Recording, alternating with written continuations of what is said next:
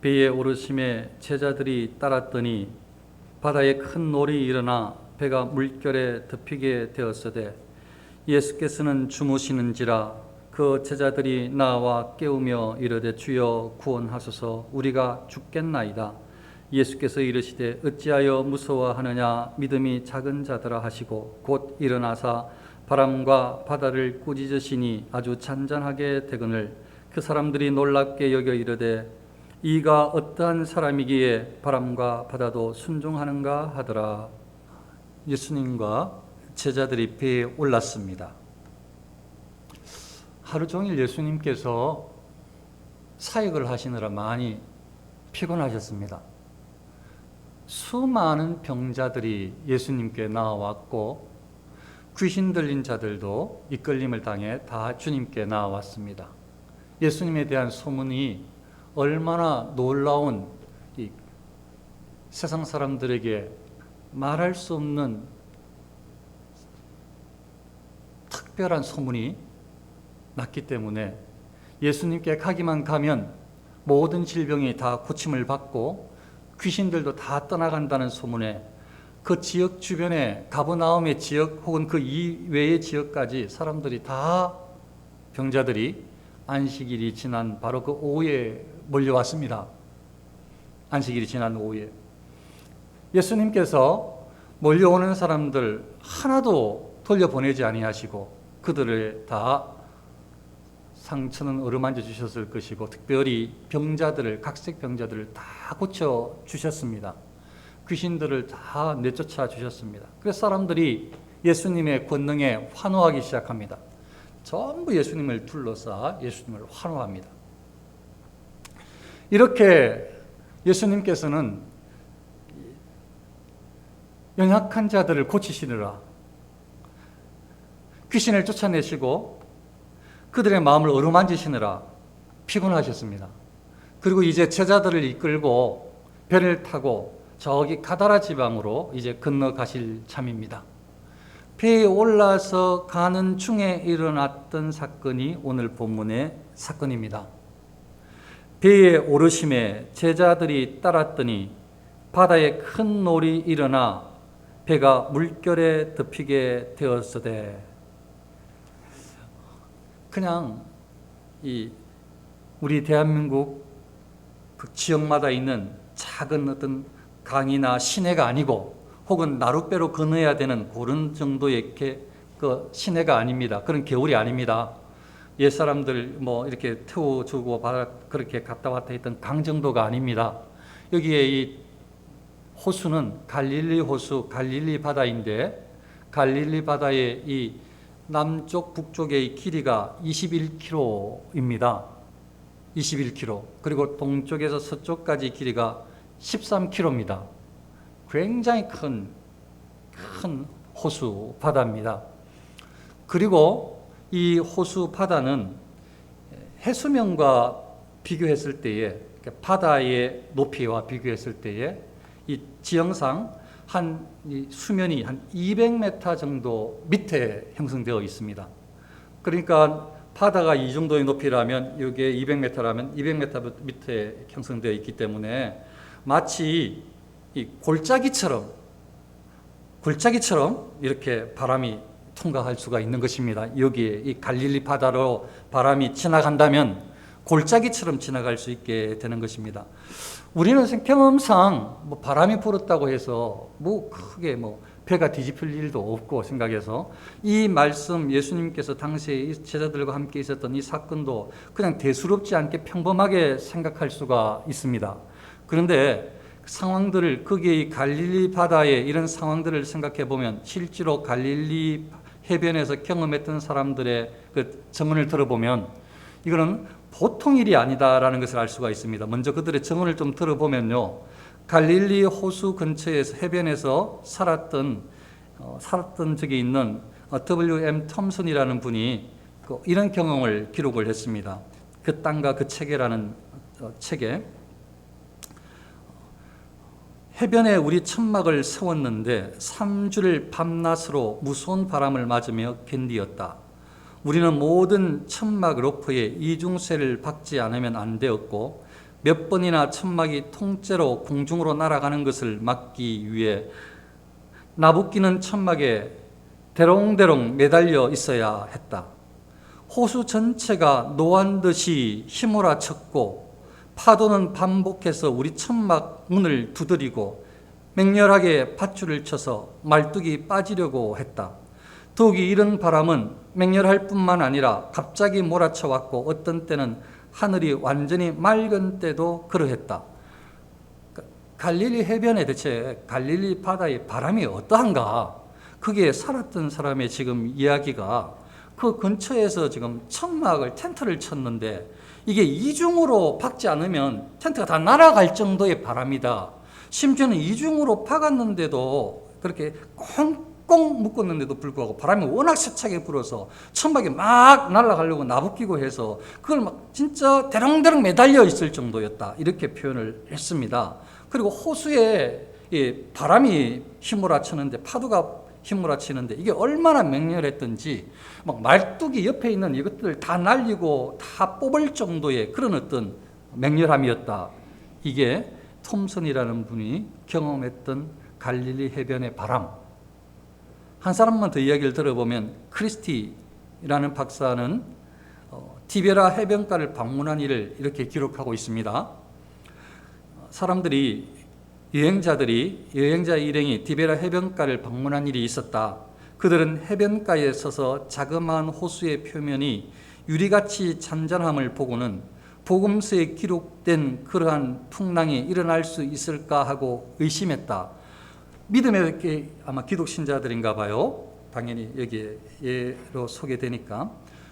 바다를 해변을 봤는데요. 갈릴리 해변을 봤는데 너무 잔잔해서 야, 이렇게 잔잔한데 예수님 제자들과 뭐 풍랑이 일어났다고 하는데 그게 진짜 일어났을까? 이런 의심이 생겼다는 거예요. 거기에 방문한 사람들이. 그러나 곧 이제 그런 의심이 생겼는데 그러나 곧 바람은 일어났다. 바람이 일어난다는 거예요. 바람이 곧 일어나서 불과 20분 만에 바다는 파도로 하얗게 되었다. 거대한 파도가 도시 성벽의 한 구석에 서 있는 탑까지 덮여왔다. 방문객들은 호수 주변에서 180m나 떨어져 있었지만 앞을 가리는 물보라를 피해 안전지대를 찾아야 했다. 이게 무슨 말인가 하면 해변가에서 즉 거의 한 180m, 200m 가까이 떨어졌는데도 불구하고 파도가 거기까지 확 휘몰아쳐서 180m, 200m 떨어졌으니까 여기는 파도 치네 이 정도가 아니고 여기까지 날아오는 이 파도에 이거 피하지 않으면 위험함을 느껴가지고 찾아야 했다는 거예요. 안전지대를 그 이야기를 하는 것입니다. 그게 여기까지 막 휘몰아쳐서 이렇게 파도가 그렇게 멀리까지 쳤다는 것입니다. 그러니까 이거는 실제로 지금 거기에서 경험했던 사람들의 이야기입니다. 그리고 조금만 한 줄만 더 읽어보면 불과 30분 후에는 광풍이 지나가고 평온한 태양빛이 보였다. 그러니까 이게 이 갈릴리 해변은 그 다른 일반 바다하고 좀 다른 거예요. 막 강풍이 쳐서 이렇게 막 몰아치고 막 200~300m까지 막 날아가서 막 사람들 위협했다가도 금방 또 한 20~30분 후에 또 잔잔한 거죠. 잔잔한 거죠. 이런 바다가 갈릴리 바다예요. 왜 이렇게 예수님 당시에 제자들과 지금 가는 여기에 일어났던 일도 이런 상황이라고 추측할 수 있는가 하면 아니라고 말할 수 있을 것 아니에요. 그거는 그냥 특별히 바람이 세찬 것 이야기 아닙니까, 목사님? 그거는 그냥 그 경험했던 사람 중에 파도가 가장 높이 쳤을 때에 그거 그냥 기록한 걸 가지고 지금 소개합니까? 그렇게 생각할 수 있잖아요. 근데 왜 지금 소개한 내용하고 비슷하다고 말씀드릴 수 있는가 하면 여기에 제자들 중에 예수님의 제자들 중에 같이 배에 올랐던 사람들 중에 어부들이 몇 사람 있단 말이에요. 어부들이. 바다를 너무나 잘하는 사람들이 몇 사람 있단 말이죠. 예수님보다 바다를 더 잘하는 사람들.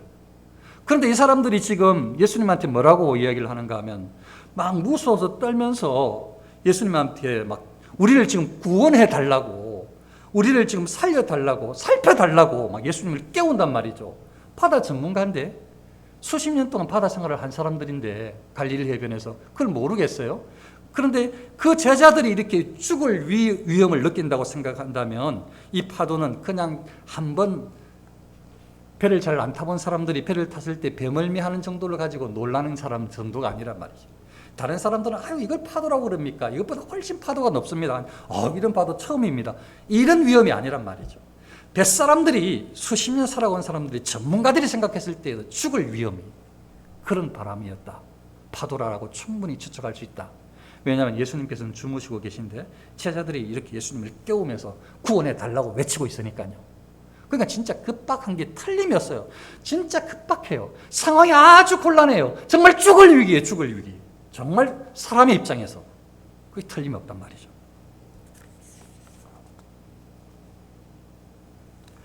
제자들이 얼마나 이 풍랑을 무서워했는가 하면 오늘 마태복음에는 그 제자들이 나와 깨우며 이르되 주여 구원하소서 우리가 죽겠나이다 이렇게 했지만 또 다른 마가 누가는 조금 다르게 소개를 해요. 사람들이 이야기했던 제자들이 했던 이야기를.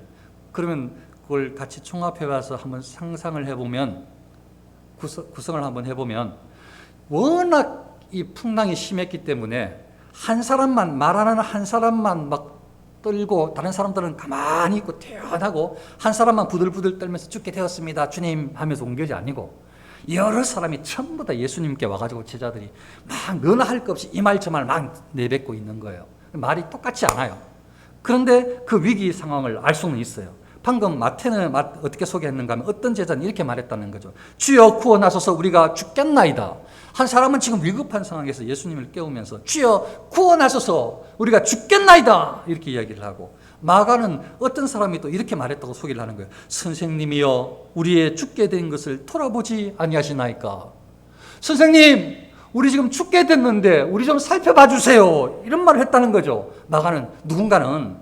누군가는 주여 주여 우리가 죽겠나이다. 그러니까 다 다른 말을 하는 거죠. 제자들이 똑같이 예수님께 주여 우리를 구원하소서 똑같습니까? 위기 상황에 똑같이 이구동성으로 말을 합니까? 그거는 서로 위기 상황이 아니라 그냥 시간이 있고 여유가 있고 딱 약속을 했을 때에 이 구호가 같아지는 것입니다. 약속을 했을 때 약속 구호가 나올 수 있는 것입니다. 위기 상황에는 너나 할 것 없이 그냥 말을 내뱉는 거예요. 그러니까 다른 거죠. 다 다른 사람 이야기를 소개하는 거예요. 제자들 말을. 다시 한번 보면 얼마나 위기 상황인지 한 사람이 말하는데 그냥 기다리지 못해요. 너나 할 것 없이 제자들이 다 예수님을 깨우는 거죠. 주여 구원하소서 우리가 죽겠나이다. 또 누구는 선생님이여 우리의 죽게 된 것을 돌아보지 아니하시나이까. 또 누구는 주여 주여 우리가 죽겠나이다. 이렇게 외치고 있는 거예요. 정말 죽을 상황인 거죠. 그런 공포가 있는 아주 위기 상황인 거예요. 그런데 예수님은 베개를 베시고 배 뒤편에서 주무시고 계십니다. 예수님이 하나님이시라서 주무시고 계신 걸까요? 예수님이 하나님이심을 드러내는 장면은 바람과 바다를 잔잔하게 하시는 그때의 하나님의 능력으로 나타나시고, 주무시고 계신 것은 예수님께서 그냥 너희들 뭐 하나 지켜보라고 주무신 것이 아니고, 제가 처음에 말씀드렸잖아요. 인간이신 인성을 가지신 예수님께서 사람하고 똑같이 배고프고 힘들고 그런 걸 다 경험하시는, 슬프고 이런 것들을 경험하시는 예수님께서 사역이 너무 힘드셨어요. 그래서 그냥 배에 올랐는데 그냥 주무시는 거예요. 피곤해서 주무시는 거예요. 일부러 제자들을 시험하려고 주무시고 계신 게 아니고 그냥 피곤해서. 그럼에도 불구하고 예수님은 어떤 환경에서도 평온하셔요. 왜 그럴까요? 왜 예수님은 이런 상황에서, 인성을 가진 예수님이 비슷하게 좀 사람들 장단 맞춰 호들갑 좀 비슷하게 떨어주면 좋은데 예수님은 태어나실까요? 예수님은 하나님과 함께 하시거든요. 예수님은 하나님의 아버지를 항상 신뢰하거든요. 하나님의 뜻을 알고 삼위 하나님의 그 모든 구속 사역에 대해서 그런 계획들을 다 알고 계시거든요. 하나님과 함께 계시고 하나님의 마음을 아시는, 하나님의 위로 가운데 있는 예수님께서 이 배를 통해서, 이 사건을 통해서 죽을 일이 일어나지 않을 것을 알고 계신 거예요. 그러니까 단잠을 자실 수 있는 거죠. 하나님께서, 하나님 아버지가 함께 계시니 예수님은 어떤 상황에서도 평안히 잠을 자실 수 있으신 거예요. 그 예수님은 그렇게 베개를 베고 주무셨습니다.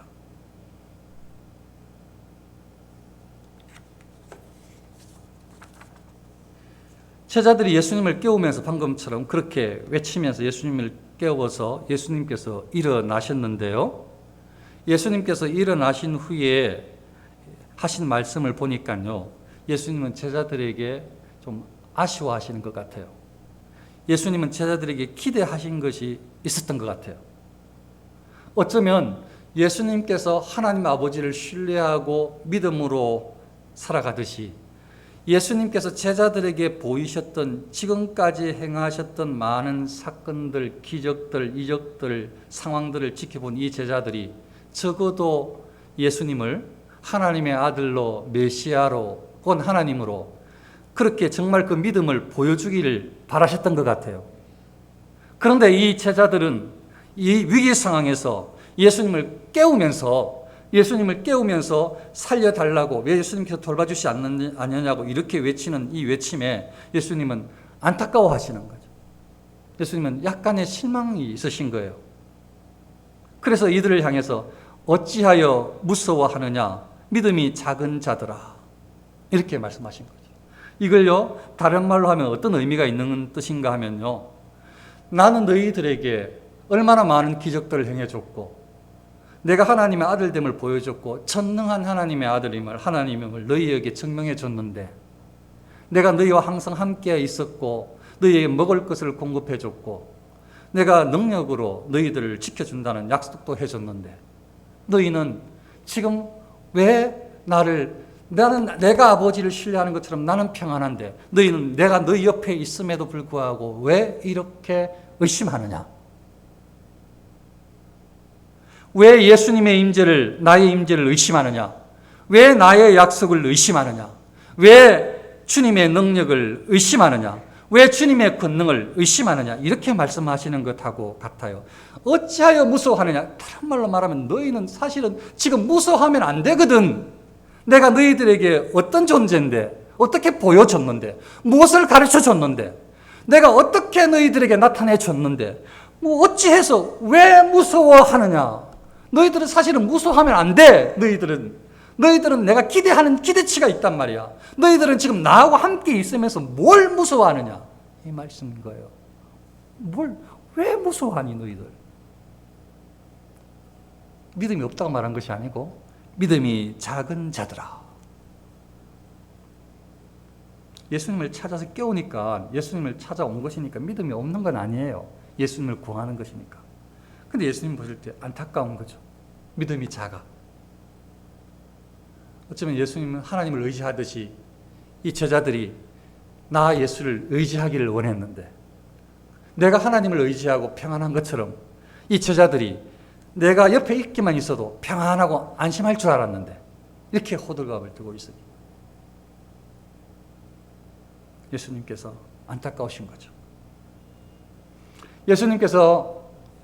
예수님께서 바람과 바다를 꾸짖으신 후에 제자들에게 말씀하신 것이 아니고, 제자들에게 어찌하여 무서워하느냐, 믿음이 작은 자들 하신 게 아니고, 그래? 하면서 잠깐만 잠잠해라 한 다음에, 잠잠한 다음에 왜 아까 의심했어? 이렇게 말씀하신 것이 아니고, 지금 막 풍랑이 치는데 온 이 바람 파도가 막 죽일 듯이, 막 삼킬 듯이 막 위로 막 지나가고 들어오고, 막 이 배가 막 아래 위로 막 왼쪽 오른쪽으로 흔들리면서 사람을 죽을 것처럼 그렇게 위협하는 가운데에 예수님께서 하신 말씀이, 이걸 먼저 잔잔하게 하신 것이 아니고, 예수님께서 이런 흔들흔들하고 이런 위기 상황에 죽을 것 같은 그런 제자들을 생각할 때는 죽을 것 같은데, 그런 상황에 예수님께서 하신 행동이 아니라, 잔잔하게 한 것이 아니라 제자들에게 말을 먼저 하셨습니다. 어찌해서 무서워하느냐? 믿음이 작은 자들아, 이걸 먼저 말씀하셨어요. 덜컹덜컹거리면서 바람이 막 폭풍우가 치는 가운데, 그 가운데에서 예수님은 평안하게, 예수님은 안심하시면서, 예수님은 그냥 사람들이 막 정신없어 하시는 대로 침착하게 그 가운데, 그 상황에서 예수님께서 그들에게 어찌하여 무서워하느냐, 믿음이 작은 자들아 하시고 난 다음, 그리고 나서 예수님께서 바람과 바다를 꾸짖으시고 아주 잔잔하게 되었다라고 마태복음에서 소개하고 있습니다. 마가복음에서는요, 어떻게 소개하는가 하면 예수께서 깨어 바람을 꾸짖으시며 바다들어 이르시되 잠잠하라 고요하라 하시니, 예수님께서 마가가 소개하는 거예요. 예수님께서 이렇게 말씀하셨다는 거죠. 바다한테 말씀 꾸짖으셨다. 어떻게? 잠잠하라 고요하라 이렇게 말씀하셨다는 거예요. 마가는. 누가는요, 예수께서 잠을 깨사 바람과 물결을 꾸짖으시니, 어떻게 꾸짖으셨다는 건 자세하게 안 나타났지만 그냥 꾸짖으셨다는 것은 누가도 똑같이 정언하고 있어요. 예수님께서 그냥 꾸짖으시더라는 거죠. 바다를 꾸짖으시더라는 거예요. 그랬더니요, 다 잔잔하게 되거늘 잔잔하여 지더라. 전부 다 제자들이 다 봤는데 바로 그냥 꾸짖으시니까 바로 즉각적으로 잔잔해지더라는 거예요. 그러니까 여기에 제자들이 놀랍게 여겨, 깜짝 놀라서 대체 이분이 어떠한 사람이기에 바람과 바다가 순종하는가 봤을 때에, 제자들이 봤을 때에 지금 예수님께서 말씀하시자마자 잔잔해진 거예요. 그러니까 제자들이 봐도, 좀 믿음이 작았던 제자들이 봐도 이건 틀림없이 이 사람한테, 이 예수님한테 순종한 거야. 왜냐하면 예수님께서 말씀하시자마자 잔잔해졌거든. 그러니까 제자들이 옆에 있던 사람들이 말하는 거죠. 이가 어떠한 사람이기에 바람과 바다도 순종하는가 하더라. 저는요, 개인적으로 이 말씀이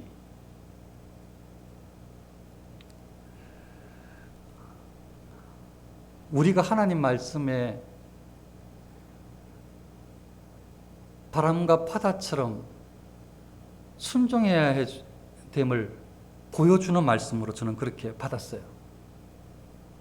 왜냐하면 바람과 바다는 피조물이야.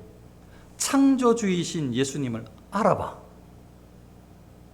창조주이신 창조주 하나님이신 이 예수님의 이 음성에 이 피조물인, 창조물인 이 바람과 바다는 그분의 전능자 앞에 그 순종할 줄 알아요.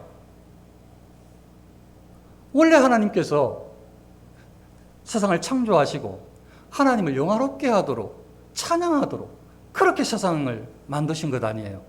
하나님께서 우리를 왜 예수 믿는 사람으로 거듭나게 하셨어요? 하나님의 영광을 위해서 살게 하도록, 하나님의 영광을 위해서 살도록 그렇게 우리를 거듭나게 하신 거예요.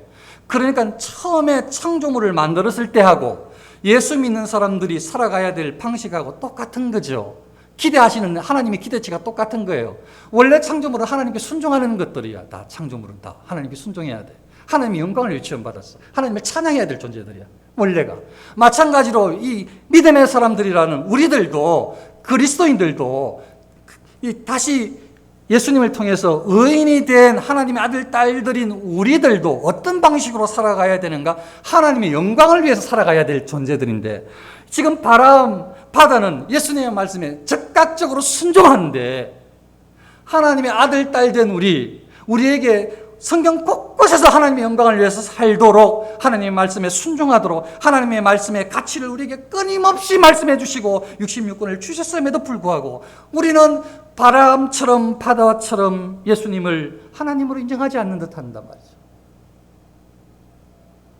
우리는 마치 아직 거듭나지 않은 사람 것처럼, 마치 지옥 형벌을 당할 세속적인 사람처럼 여전히 옛 습관의 옛 방식을 포기하지 못하고 여전히 말씀을 싫어하고 말씀 순종하기를 거부하고 하나님을 아는 것은 모르겠지만 하나님을 믿고 순종하기를 거부하는 듯한 모습을 우리의 삶 가운데에 보이고 있단 말이죠. 얼마나 예수님께서 우리를 보시면 안타까우시겠어요. 바람과 바다는 하나님의 말에 입의 말씀에 순종하는데,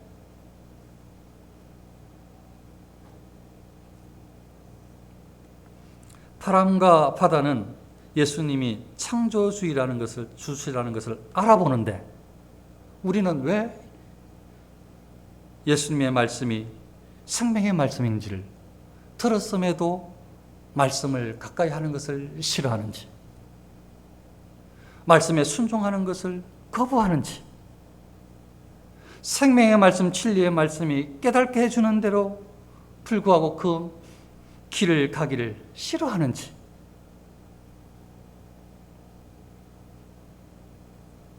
죄성 때문에, 거듭났지만 연약한 옛 습관 때문에, 사단의 유혹에 휘둘리기 때문에, 그래서 그런 것입니다.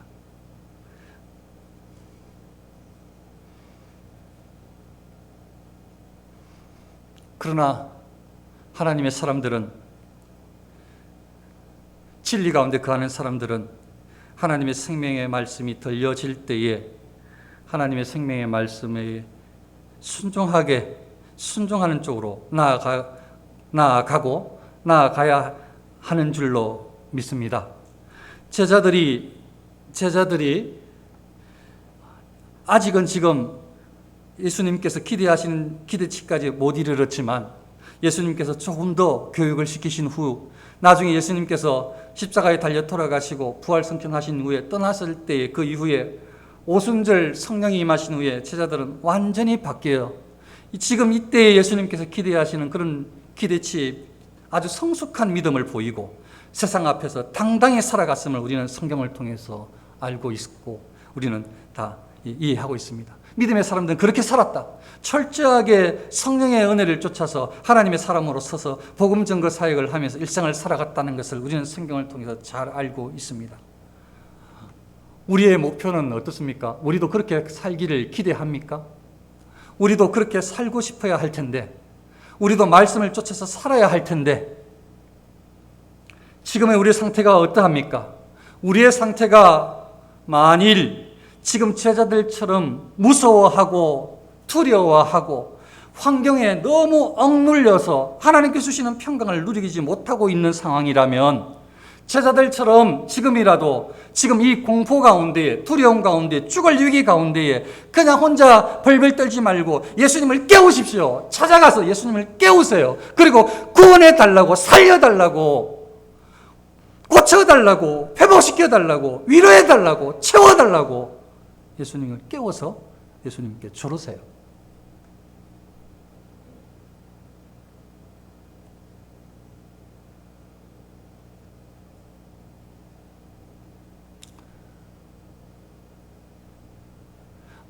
아니면 하나님께서 우리를 이끄시는 방식이 좀 더 성숙되고 좀 더 온전하여지며 살아가기를 바라는 하나님의 마음을 이해하신다면, 우리의 신앙을 말씀 가운데 초점 맞추어서 마치 예수님께서 하나님 앞에, 하나님 안에 있기 때문에 여러 많은 상황 풍랑 가운데서도 단잠을 자실 수 있었던 것처럼, 주무실 수 있었던 것처럼, 우리도 어떤 상황 가운데서도 하나님이 지금 이미 우리와 함께 하시고, 우리 안에 예수님의 영이, 성령께서 우리를 주장해 주시고 위로해 주시고 눈동자처럼 지켜 보호하여 주시고 있음을 믿으시고 평강을 누리시기를 축원합니다.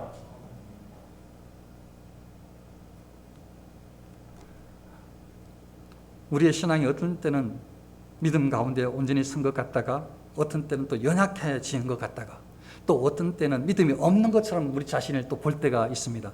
그 모든 상황 가운데서도 이 사단의 유혹 혹은 죄성의 이 유혹들은 다 떨쳐버리고 회개하며 하나님 앞에 날마다 진정성 있게 나아가시고, 시간이 지날수록 특별히 코로나 상황이 끝날 즈음에 하나님께서 이 시간들을 허투루 보내게 하지 않았다라고 고백할 수 있는, 하소연만 하고 원망만 불평만 하다가 2년 3년 지난 것이 아니라 철저하게 하나님의 인도함을 받는 2, 3년의 기간이었다. 하나님께서 우리를, 나를 성숙시켜 주셨다. 하나님의 사랑 안에 잠기게 하셨다. 내가 하나님만 바라보도록 하나님께서 인도해 주셨다라고 우리의 믿음 성숙을 경험하는 이 코로나의 기간, 이 어려운 상황들이 될 수 있기를 원합니다. 가정이나 개인적인 어려운 일이 있을 때라도 하나님께서 항상 함께 하심을 믿으십시오. 하나님께서 지켜주시고 가장 선한 길로 인도하시는 분이심을 신뢰하십시오. 그럴 때에 하나님께서 우리의 믿음을 보시고 칭찬하실 줄로 믿습니다. 오늘도 하나님 안에 말씀 가운데 기도하시면서 의지하시면서 사시고, 특별히 오늘뿐만 아니라 한 주간도 하나님을 의지하며 믿음 가운데 든든히 서는 우리 모두 될 수 있으시기를 축원합니다. 기도하겠습니다.